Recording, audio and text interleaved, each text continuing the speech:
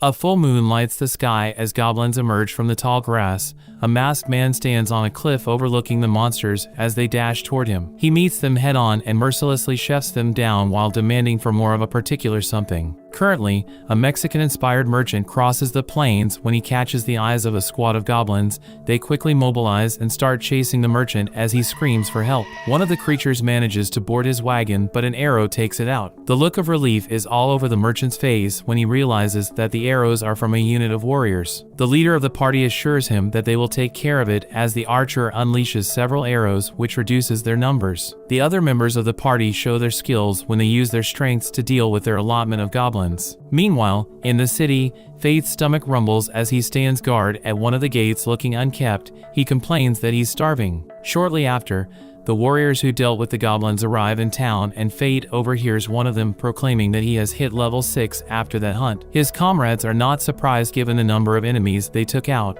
This also means that they gathered a good hurl. They head to the exchange to cash out and split the takings. Fate has already accepted that he will never be able to go goblin hunting. He reveals that his never-stopping growling stomach is due to his useless skill called gluttony. All his stats are also at the lowest possible in this world. He is just grateful that he could at least land a job given his poor abilities. The evening soon comes and the party from earlier spend their days earning in a weapon shop. The party pauses when they hear that some holy knights are coming through. The leader identifies them as the Vlerick siblings. They stop when a rogue fruit gets its owner in trouble by hitting Hado's foot. The vendor quickly rushes over, apologizing profusely for the disrespect. Hado gets irritated and kicks the vendor like he's a peasant in the Victorian age. He tries to explain, but it is taken as answering back. Memel threatens to take his conduct as an insult, which could result in his head taking a permanent vacation from his body. Rafaeli orders them to stop, and as they walk away, the party leader finds it hard to believe that the trio are holy knights, as their behavior is opposite to Lady Roxy's. Fate still stands at his post while his stomach continues to rumble. He holds on as his shift is almost over. It is revealed Fate was filling in for the trio and is asked if he did a good job. Rafaeli disrespectfully tosses some coins on the floor before telling him that that's his pay for the day's work, so he orders him to pick it up. As he does so, the unit leader signals Hado to stand on his hand. His stomach rumbles again, which they find disgusting. Rafaeli takes the noise as it meaning that they don't feed him, which could embarrass the Vlerick family. Hado does his special move, which is kicking those who are weaker than him. The pain takes the breath out from Fate's unathletic chest. He falls to the floor, reminding himself that in their world there are some known as the haves, and others known as the have-nots. Another kick lands as he mentally explains that the thing that separates the two are special powers bestowed by the gods called skills. They order him to get up, but Hado keeps him down with his kick like it's a game. Roxy intervenes, reminding the trio that the Holy Knight must protect the citizens and not oppress them. She also states that watching over the gate is an honorable duty for a Holy Knight. Rafaeli counters by explaining that they are giving the have-nots an employment opportunity. She doesn't think this kind of treatment is necessary, but the trio sees her point as a difference in professional opinion. They excuse themselves. Roxy rushes over to Fate and offers him a hand. He takes it and notices Rafaeli's scorn. He winces in pain as the lady tries to stop his bleeding. The nobody blushes as he thanks her for the help. She wants him to drop the formalities when they are on duty watching the gate, as they are cohorts in that regard. Roxy believes that the way she behaves is how a holy knight should conduct themselves. She asks for the flag spear as she's there to take over. He quickly picks it up and hands it over to her. Before he goes, Roxy pleads with him to inform her if such a thing happens again. He doesn't want to get her involved, so he smiles as he informs her that he is using this treatment. Fate quickly excuses himself. That night he heads to the local tavern to get some food. The barkeep worries about him as he reveals that the Vlericks were relentless with their brutality against his predecessor to the point that he met his end due to labor. Fate thanks him for the meal and pays for it before leaving. The barkeeper only prays that he doesn't meet the same end. Even after eating, his stomach still rumbles as he walks home. He complains about it, wishing that he was born with a more worthwhile skill. He is sick of being branded as a loser. Fate pauses his self-pitying when he notices some thieves in the area. He rushes to Roxy to inform her. She pleads for him to take over while she deals with the criminals. Roxy runs into the darkness, and all Fate hears is the clashing of blades and cries with no other context. The place falls silent, so Fate wonders if it's over. Suddenly one of the thieves emerges from the darkness injured. By the look on Fate's face, we know that he definitely shit a ton of bricks. He turns to run like the little bitch he is, but he stops and reminds himself that Roxy trusted him to hold the area. If he runs away, it will cause trouble for her, so he turns back to the criminal and lodges the spear in him. Fate hears a voice telling him the gluttony skill has activated and thus, his stats has increased. He checks, and his stats have gone up by 100 times. The identify and telepathy skills have also been added to him. He drops the spear, confused by what has just happened. Roxy rushes back and makes sure that he's unhurt. When she holds his hand, he can now read her thoughts, and she's genuinely worried for him. He is puzzled that he can hear her inner voice. He assures her that he's fine, but when she lets go, he can't hear her thinking voice anymore. Roxy informs Fate that she must report his incident to her superiors. He wants her to take all the credit so that she doesn't get into trouble. She is grateful for this, and to show it, she offers him the opportunity to work for her family, which is the Hart family. He accepts the transfer when she explains that the manning of the gate is the job of the Holy Knights. Fate checks his status once again when he gets home and is confused that they are in the triple digits now. It finally dawns on him that he used the telepathy skill to read Roxy's mind. He doesn't know what is going on with his body, but he's confident that he will be able to beat some monsters with his stat boost. The following day, he heads to a weapon shop to inspect their products. The seller politely asks Fate if he's looking for a sword, but like a true salesman who is only interested in money, his tune completely changes when he sees that the young man only has 2 silver pieces. He's not shy to call Fate a broke mofo and even regrets coming to him with such respect. He tries to send Fate away as the boy clings on to the money, revealing that he came to the royal capital 5 years ago and those 2 silver coins are all he managed to save. The guy can see that he is desperate for one, so he points to a barrel of decrepitude-looking weapons and informs him that he can only afford those in there. As the salesman deals with a better customer, Fate uses Identify to find the best in a bad bunch. The first few he picks up are useless. He rummages through the rest and picks up a black sword. It resonates with him because it is filthy and treated like trash, just like him. He gets startled when the blade talks to him. He uses his Identify to find that it's a one-handed sword called Greed. The weapon promises to make it worth Fate's while if it buys it. He is shocked that the sword knows about his gluttony skill. It informs him that they have a lot in common. He leaves the 2 silver coins on the table and leaves with his new sword. Meanwhile, Memel discusses the issue with Roxy trying to hire Fate for the Hart household. She is livid that the lady didn't ask for permission. Memel wants to act, but Raffaele argues that there are plenty of people that can replace Fate. He doesn't feel like it's worth causing trouble over him. The Harts and the Vleriks are part of the 5 great families that support the kingdom, so there is no point in complaining about such a trivial matter. Raffaele heads to the military district to continue his studies on how to become immortal. This amuses Memel. Elsewhere, Fate heads out of the city to test his new blade on some goblins. Greed alerts him to their presence. He eliminates the first attacker, which increases his stats and adds the strength boost skill to his list. The other creatures begin to emerge from the grass and attack him all at once. He dodges and counters till he defeats all of them. His stats continue to increase with each extermination. The corpse of the monsters litter the field as he checks his stats, and he's over 1,000 for some attributes. Greed comments that he should feel full. Now that it has been mentioned, he realizes that his stomach hasn't growled once the whole day. He smiles because that has never happened before. Greed reveals that his gluttony skill allows him to steal stats and skills at the cost of not benefiting from the experience, which is why he has remained at level 1 despite defeating all the enemies. Fate wants to know how the blade knows this, and he explains that he suffers from similar restrictions. They notice a party approaching. Greed warns Fate not to let other people find out about his skill as it defies divine law. The guy is shocked to hear this, so he decides to fight alone, but the blade reminds him that they are a team. Greed tells him to collect the goblin's ears so that he can get paid for the extermination. He cashes in 38 goblin ears, which nets him 3 silver and 8 bronze coins. He plans to eat some meat for dinner, but his blade reminds him that he must take him for maintenance first. As they discuss, he bumps into a man coming out of an alleyway. Fate apologizes when the guy gets angry. The young lady with the guy touches Fate and pleads for his help telepathically. Fate uses his Identify to find out what skill the bad guy is using, but the guy slaps Fate with that Uno reverse card when he utilizes the Conceal skill to hide this information. Despite the risk, Fate still decides to help the lady out, so he tails them to a warehouse where she is tied. Her captor tries to scare her by saying she will be experimented on by the Holy Knights. Fate hides waiting for an opening to intervene. Things continue in an orphanage as the nun reminds the kids that Holy Laplace is the creator of their world and gifted humans with a special power before she departed. She asks them if they know what these special powers are commonly referred to, and they unanimously tell her they are known as skills. She confirms this to be the right answer and prompts them to give thanks to Holy Laplace for their food. They all begin to eat, but one kid hasn't started eating yet. He shares that their deity is not fair because people who end up being holy knights and warriors are born with amazing skills while he has such a weak one. He feels like that is why he was abandoned. The nun informs the boy that in the old times, there were no skills or monsters because the Holy Laplace protected the world. Everyone was on an equal field. The boy cries as he wishes he had been born back then. A second nun comes in to report that she has searched the area and can't find Sahara.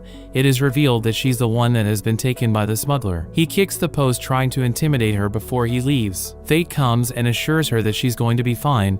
He cuts her chains loose and urges her to get up as it's the perfect opportunity for them to escape. Sahara's face freezes in fear when she sees that the smuggler has returned. He states that he occasionally encounters fools like Fate who get involved with their misguided notion of justice. The hero gives the girl a comforting smile before he turns around to confront the criminal who doubts that Fate can fight while protecting the girl. As he approaches, Sahara nestles herself into her savior. Fate's main priority is to get her to safety. His blade informs him that he has an idea and instructs him to retreat, explaining that they can take advantage of the smuggler's confidence that he's stronger. Fate picks the girl and runs through the maze of boxes. The criminal follows them in Jason Voorhees' style as he unsheathes his sword. He believes that if he ends Fate in front of the girl, it will only increase her fear, which will lead to her being a more obedient captive. Greed gives the hero the cue to knock the boxes. When they get into position, it causes the smuggler to recoil back, which creates an opening for Fate to attack, but he only grazes him. The criminal activates his skill, but Greed tells Fate to strike his opponent down through his weapon. He does just that to the smuggler's shock. After some interrogation, he reveals that it was Hato who ordered him to take this action. Elsewhere, the guy can be seen toying with a different victim who wasn't so lucky. Back at the warehouse, Sahara's stomach rumbles as they leave, so Fate offers to send her for food after introducing themselves. They head into town where he buys 2 sticks of grilled meat and takes a seat in the public square. He warns her that it's hot, but she's too eager and it burns her a little when she tries to eat. Sahara can't believe how good it is and confesses that she has never eaten meat before. Tears start streaming from her eyes. Fate smiles and gives her his, which she gladly takes. After feeding her, he returns her to the orphanage to the nun's relief. Fate watches their touching reunion.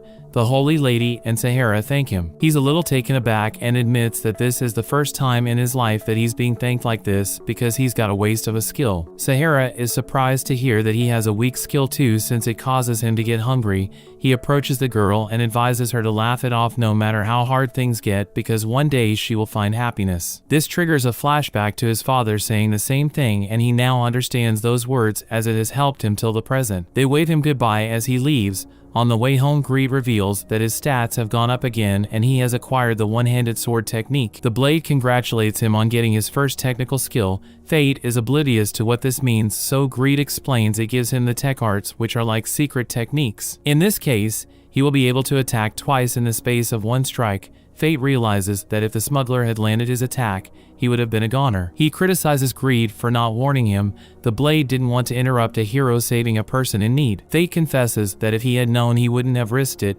Greed drops some wise words expressing that battles come down to luck of the moment. There's no guarantee the stronger person always wins. Fate tells his blade that he wants to get strong enough that he can win without getting lucky. Greed wants to know if he's going to his first day of work at the Hart family dressed like the struggle is real. He drops his blade as he holds his head in frustration that he forgot to buy clothes. Greed scolds him for that. Meanwhile, at the local tavern, the barman and one of his regulars discuss the news that Sir Mason was struck down by a divine dragon in Gallia continent. With his demise, Roxy will succeed the Hart family, but they are not sure that she will be able to keep the Valeric siblings from running amok like her father did. The bartender cut the topic as he only likes talking about pleasant things. The regular asks about Fate. The bartender gives a worried look as he informs that he has not come for some time. The following day, a well-dressed Fate makes his way to the Holy Night District and is in awe of the grandeur of the Hart estate. A call from Roxy catches his attention.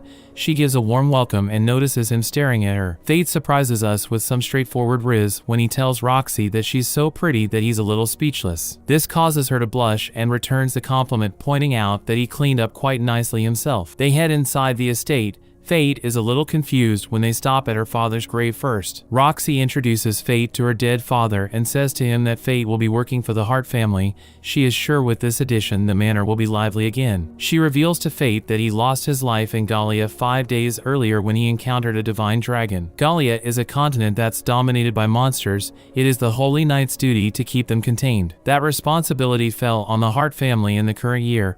Although it is dangerous, it shouldn't have been deadly for someone of her father's caliber. Unfortunately, a divine dragon that hadn't left its lair in over 1,000 years emerged, and her father's forces were eliminated to the last man. Fate had no idea this had happened. He was moved that in such a situation she was still looking out for him. Roxy tells him that she is the head of House Hart now. She hopes that they can work together to make it a joyful place. Fate lets her know that it will be his pleasure to help with that and redirects her attention so that they don't shake hands, as he doesn't want to activate his telepathy. Haru joins them and Roxy introduces her as the chief mate of the estate. She sternly asks Fate to comport himself in a manner befitting a servant of the Hart family. He's later served lunch and gets happy that he got some meat. The other servants find his reaction amusing. Haru gets a little frustrated because the behavior doesn't match the standards. A week has passed since Fate started the job and tends to the plants when Mr. Oliver reminds him to take a break. They found him strange at first with the way he was talking to his sword and behaving when eating meat. Fate confesses that his reaction was like that because the last time he ate meat before that moment was 5 years ago. His stomach rumbles, which shocks his seniors since the team just had lunch. They take it as he's getting a growth spurt. Haru interrupts their conversation to inform Fate that Roxy is calling him. He worries about his hunger as he goes to meet his boss. Roxy sets up a little tea meeting to find out how he's settling in, but his mind is preoccupied with how bad his hunger is getting. He finally snaps out of it when Roxy addresses him with the same nickname that his father used to call him. He reveals that his late father used to call him that. He met his demise in a monster hunt. This ends up being a bonding point between the two. She has decided to call him this nickname to signify them being family. The thought of him being family makes him blush. She rejects his request to keep it formal, and Fate suddenly faints. He regains consciousness in his room and night has passed. He finds a note from Roxy on his nightstand pleading with him to take the day off to rest. He asks Greed what's happening to him. This intensity of hunger is not something he has ever felt before. Greed informs him that the blade has already been cast. Once his gluttony skill gets a taste of souls, there's no stopping it. The more he devours, the stronger he gets, but in addition to that, the more he will want. He is destined to seek out souls to consume until the day he leaves the world. If he doesn't fulfill this obligation, he will starve to death or lose control and start attacking anyone in his path. He jerks back when he hears the last part as it makes him sound like a monster. This weapon tells him that if his hunger approaches its limit, it'll be visible in his eyes. He looks in the mirror and they are crimson red. There is no turning back now. He passes a group of hunters as he leaves to hunt, and they smell delicious to him, but he doesn't know why. Greed discloses that it's his hunger boost that has kicked in. It is a temporal power-up that enables effective use of his gluttony skill. He will have better night vision and be able to track prey by scent. Weaker prey will be terrified and paralyzed. This is shown when he encounters a pack of goblins, and they just stand there. He quickly takes them out, but it's not enough. Greed suggests they head over to the Hobgoblin Forest. He cuts his way through them, but his hunger is still not satiated.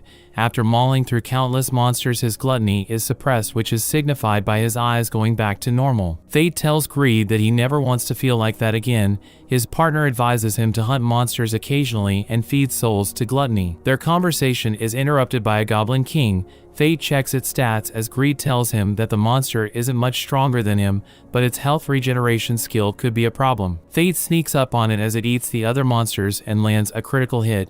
This only aggravates the king, but after a few exchanges, Fate gets the upper hand and slays it. His gluttony skill activates, which increases his stats into the 5 figures. The health regeneration skill is also added. While he takes a break, Greed informs him that with his current stats, he should be able to access his first level. The blade discloses that he has multiple forms. However, the guy must give his stats as an offering to him and he will provide him with new functions in return. Fate doesn't have an issue with that, so he asks how much he needs. The weapon wants everything he has gained since they met. This shocks him, but the blade reminds him that his name is Greed. He is reluctant to give all of it up, but Greed explains that he will lose the right to wield him if he doesn't unlock the next level. The blade tells him that they could get stronger and continue to work together, or he can go alone. Fate decides to give his stats, feeling like Greed is the only partner for him, and the blade assures him that he will not regret it. The power leaves Fate's body and into the blade. When all is taken, Greed transforms into a bow. He asks Fate to test it out on a spying goblin, so he shoots a power arrow that hits his target. Greed notifies him that he will hit whatever Fate's intended target is regardless of where he aims, so it's perfect for a novice archer like him. Fate is impressed with this new ability. He bags the Goblin King ears and leaves it in front of the orphanage, hoping that they will cash it in to better feed the kids. The story continues when one morning, Fate startles Roxy, mistaking her for someone else as she leaves the estate. He apologizes for scaring her since he didn't recognize her because she looks so different. He wonders if she's going to the king's castle dressed like that. She ponders for a moment and decides to disclose her secret to him since he's already seen her. She whispers that she's going into town on an undercover inspection. Fate now understands the clothes and change in hairstyle. She asks him not to tell anyone because Haru will scold her if she was to find out. Fate imagines how that conversation will go and loudly tells her that he understands. He drops his broom when Roxy puts her hands on his lips to be quiet. He apologizes for delaying her and goes to carry on with his work. Roxy drags him back by the collar as she just had an excellent idea. She assigns him a top-secret mission to accompany her during the inspection. Her excitement to go out with Fate is palpable as she dances around the alleyway telling Fate to hurry. He calls her by her real name while pleading with her to slow down. Greed reminds him that calling her by that will make people notice. She makes her way back to him and places her finger near his mouth, telling him that people will notice her if he calls her name. Greed has his "I told you so" moment, and Fate tells him to shut up, which puzzles Roxy since she can't hear the sword's teasing. He quickly informs her that he wasn't talking to her. The lady glosses over that and comes up with the alias Lexi for herself. Greed makes another comment, prompting Fate to tell the blade to be quiet again. Roxy thinks he's talking to her and apologizes for being annoying. Fate starts to panic, assuring her that she's not being annoying in the slightest. She confesses that she got a bit excited at the thought of them going out together. Hearing this makes Fate blush as he averts his eyes. She sees that he's feeling shy, which triggers the same feeling in her as she looks away too. The blade comments on how nice it must be to be young. Fate has had enough of his weapon and begins to manhandle it. Roxy stops him in his tracks and tells him that she will not allow him to treat his weapon so roughly. The blade comments that the Holy Knight understands that a weapon should be treated with respect. Fate apologizes. This incident has made Roxy realize that she has never had a good look at his sword before. This makes him a little nervous, thinking that she might consider it weird because someone with a worthless skill like him wouldn't normally have a sword. He's also worried about losing control and attacking everyone in his path. Given the nature of his gluttony skill, he doesn't want her to know about it. Deep in thought, he drops his blade, but she catches it before it hits the ground. She informs him that she's going to look at his blade before she unsheathes it. Her smile turns to a look of concern. She hands it back, remarking that it needs some maintenance, and offers to show him to the Hart family's blacksmith. He thanks her, and as they proceed on their mission, the guy then turns to Greed, happy for him that he will finally get a polish. The blade doesn't respond and tells Fate to shut up when he tries to get his attention. Greed informs him that he's basking in the moment he was held by her and doesn't want him to ruin it. The blade comments on how nice Roxy smells. Fate has had enough and is prepared to throw him around. Roxy interrupts and tells him to follow her. They are just out of the alley and into the busy market. It is full of fresh fruits and other commodities. As they pass through, Roxy spots some grapes. She inquires about it from the seller, who reveals that they are fresh from the Hart family vineyard that morning. Roxy pleads to try one, but he can't resist her charm and gives her two, so she gives one to Fate. He can't believe the deliciousness of the grapes.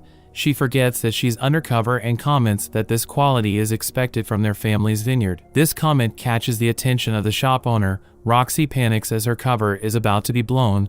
Greed reminds his wielder that a relative of her works for the Harts, so Fate quickly interferes, stating that Roxy has a relative that works for the Hart family. This is enough to repress the shop owner's curiosity. The lady is impressed by Fate's quick thinking. Greed informs him that he owes him for that. Everyone in the market is given the warning that the Holy Knights are coming. They all move to the side with a look of worry and anger on their faces. The knight walks through. The market people wonder what he is doing in the market. Ever since Mason passed away, the lowest ranked knights have become unbearable. Fate's stomach rumbles loudly at the worst possible time, which catches the attention of the knight. He wants to know whose stomach is disrespecting him, and everyone turns to Fate. The guy swiftly bows to the knight and apologizes for his perceived disrespect. but the knight wants to humiliate him, so keeps him in that position begging. Roxy shouts for the holy knight to stop just as he's about to stamp on him. She points out that the guy has already apologized. The knight calls her a reckless girl for talking back to him. Upon closer inspection, he feels like he has seen her somewhere before. The crowd picks up on this too and begin to call her Roxy. Greed suggests that they should pretend to be lovers so that no one will think that she's Roxy. She overhears the idea and comments on how good it is, so Roxy links arms with him. She improvises and scolds him for not eating the breakfast she made for him. He tells her that it was too good to eat. They both blush as Roxy warns him that she will not make it again if he does not eat it. Fate acts worried and promises to devour the food. Roxy alerts the holy knight that she will make sure that he eats it next time. The fake couple run off before the knight responds. An old lady comments that they were mistaken in calling the girl Roxy because there is no way a holy knight knows how to cook. Everyone quickly disperses and gets back to their daily business. The knight stands there alone, confused by what just happened. Roxy and Fate dart into an alleyway. She links his arms so he can hear her thoughts with his telepathy skill. She thinks about how she has never linked arms with a boy before. Fate quickly removes his hand and apologizes for causing that situation. Roxy assures him that everything is fine as she heads to the next shop. Fate takes a moment, uttering that escorting her is too tough for him. At the jeweler's stand, she admires the gemstones. The merchant has some ore that people can buy with the hopes of finding a gemstone. Greed suggests that Fate could use identity to look and find the best. He picks one to test. Meanwhile, Roxy continues to admire the gems. Her reaction is Cap. She's head of one of the families that sponsor the kingdom, so I am sure she has seen better. The shop owner tries to sell it to them thinking they are a couple, but she politely tells him that she has no use for it and leaves. Fate follows and asks if she's sure she doesn't want one. Roxy confirms that she is sure. However, she wants to meet any acquaintances that Fate might have. As they walk, they overhear two men talking about a mass goblin elimination. They discuss the latest rumor that the culprit is a wandering monster. Fate is shocked to hear that his handiwork is being attributed to an apex predator. They also discuss the Goblin King ears that were donated to the orphanage. Roxy stops wanting to know more, but they direct her to go ask some hunters. The lady asks her companion that he send her to where warriors gather. Fate now realizes that this was what her inspection was about. She confirms this and voices that she's investigating the wandering monster that has been appearing around the capital recently. He takes her to the tavern he used to frequent, which also happens to be a warrior hangout spot. The bartender is shocked to see him alive since he stopped coming. The guy even memorialized Fate's seat. He moves the flowers and retakes his seat. He introduces Roxy as a co-worker at his new job. The bartender is impressed that he reappeared in a better physical state and with a girlfriend. Fate quickly dispels that notion, fearing that the statement might offend Roxy, but it's the exact opposite. She crushes her cup out of nervousness at the idea. She apologizes to the bartender, but he assures her it is a normal occurrence with some of the warriors who are bad at controlling their stats. Greed informs Fate that her self-consciousness being around him caused this. Hearing also gets him jittery, causing him to crush his cup.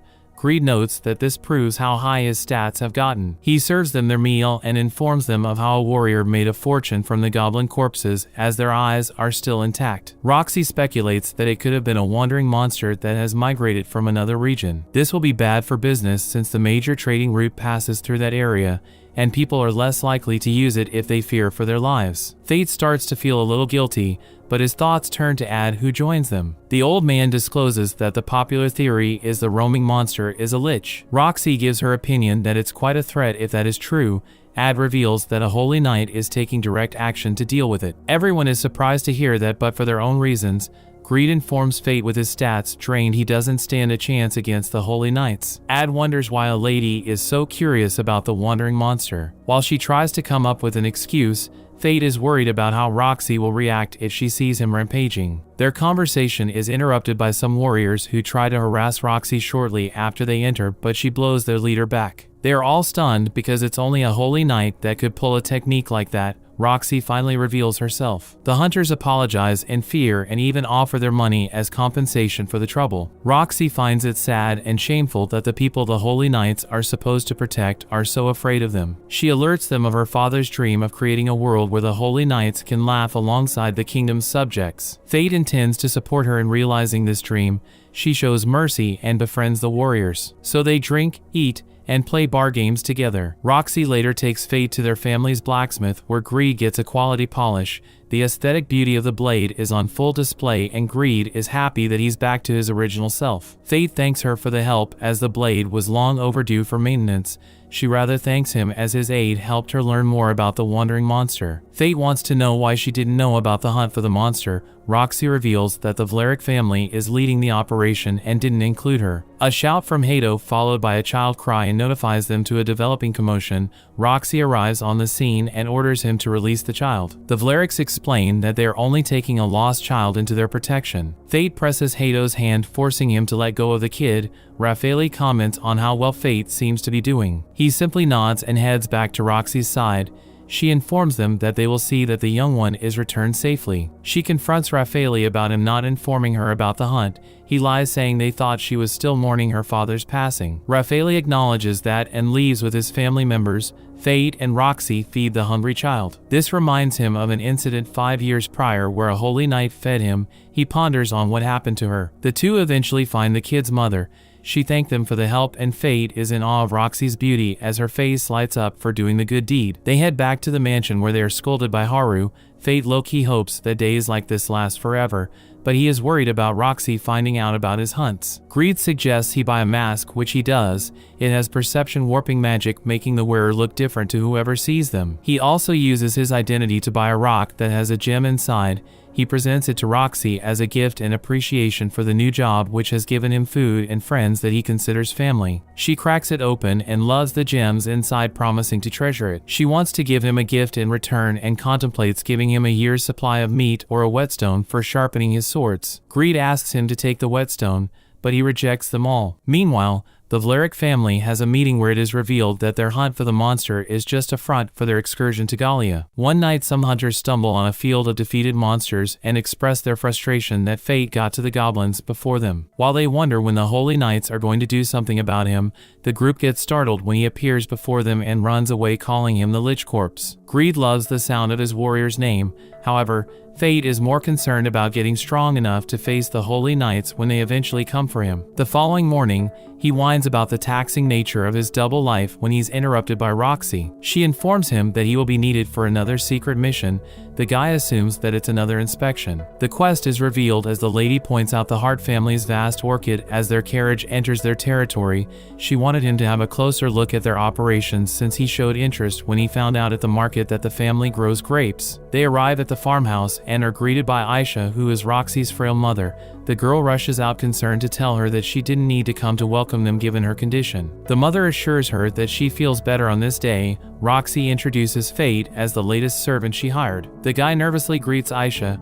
Greed is relieved to see that she is a nice person. The mother gestures for Fate to come closer and bluntly asks him if he likes her daughter. They both blush as Roxy queries her mother on why she would ask that question. She covers herself by clarifying that she's curious about his opinion of Roxy as his employer. Fate turns the Riz to 100. He first states that he cares a great deal for Roxy, which makes her blush again. He then kneels before proclaiming that he would love to serve her until the end of his life. This gets Roxy so nervous that she heads straight to her room. Fate wonders if he said something wrong, but Aisha reveals that her daughter always runs off whenever things get uncomfortable. She was a crybaby when she was younger, even bugs would trigger her. Aisha is shocked that she grew up to become a holy knight. These days, the mother is worried that she's pushing herself too hard since becoming the head of the family after her father's untimely demise. Fate assures Aisha that Roxy is performing her duty to the highest standards, and everyone has lots of faith in her. No pun intended. All the while, Roxy enters her room and opens a music box that triggers a flashback to her interacting with her father. She comes back to the present and promises her father that she will create his dream of the Holy Knight laughing with the citizens. After they settle in,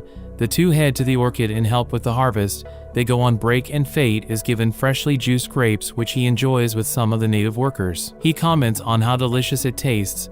One of the native workers informs him that it is tradition for the lord of the land to help harvest the year's yield, so he's happy that Roxy is to take over from her father. He also reveals that the lord's presence is needed to deal with the kobolds who come to hunt for their produce. He points to the valley in the north, showing him where they come from. Fate's stomach begins to rumble again. Greed informs him that his gluttony skill hungers for some different souls, which worries him. He later heads back after a long day's work and comes across a Gallian lady and notices that her eyes are like his. Fate uses uses his identify skill but gets no information. The lady confesses that she came after the kobolds but will allow him to hunt them. She lets him know that he's indebted to her and they will meet again. Fate is suspicious of Greed's silence and asks for information about the girl, but the blade claims to know nothing. Roxy also passes her and reveals that the glaive-wielding girl is a Gallian. For 1,000 years ago, Gallia was a powerful military till a surge in monsters collapsed the nation, leading to the demise of many. Roxy has never seen such a full-blooded Gallian before. As they proceed home, Fate expresses his worry about her facing the kobolds, but she assures him that she will be fine. The following day they find that part of the orchid was raided, so Roxy mobilizes a unit. They locate the kobold's lair and find that they are being led by a crowned beast. These powerful monsters are born from accumulated aggression over a long time. Word of the danger reaches the residents, but Roxy assures them that she will deal with it.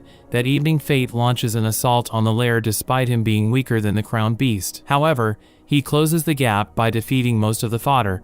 After an intense exchange, he finally defeats it by activating Greed's first level hidden art. The impact of the attack destroys everything in its path. Fate experiences an extreme frenzy after his gluttony absorbs this high-quality soul. Greed explains that he's being overloaded since it's his first time tasting a soul on this level. I guess you could call him a soul eater. He urges him to control it or he'll be in an even worse state of starvation. Fate lets out a scream as he struggles to subdue it. The next day, Roxy and her party arrive ready to fight, only to find that the monsters have already been defeated. They look at the handiwork and wonder who was responsible. The unit heads back home, where she speculates that it could have been the Gallian girl, as it is said that they are more powerful than holy knights. Fate lets out a sigh of relief that it all worked out. Aisha sees how happy Roxy is with Fate, so she later has a private word with him and pleads with him to be by her daughter's side because her illness will overcome her soon. Fate promises to do so before they head back to the capital. Fate's hunger can no longer be quenched by goblins, as he's still in a frenzy after defeating so many of them. He wonders if he can keep that promise with this skill enslaving him.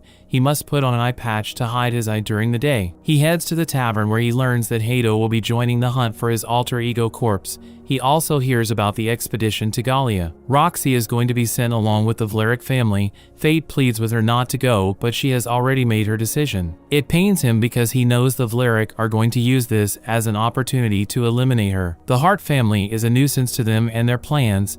The siblings toast to Roxy's planned demise and their research into immortality. That night, Fate gets confronted with Hado and his unit as they prepare to exterminate him. Under the mask, his right eye shines red, looking like a bootleg Sharingan as he prepares to fight, which brings the episode to an end. Thanks for watching, and I'll see you next time for more legendary tales.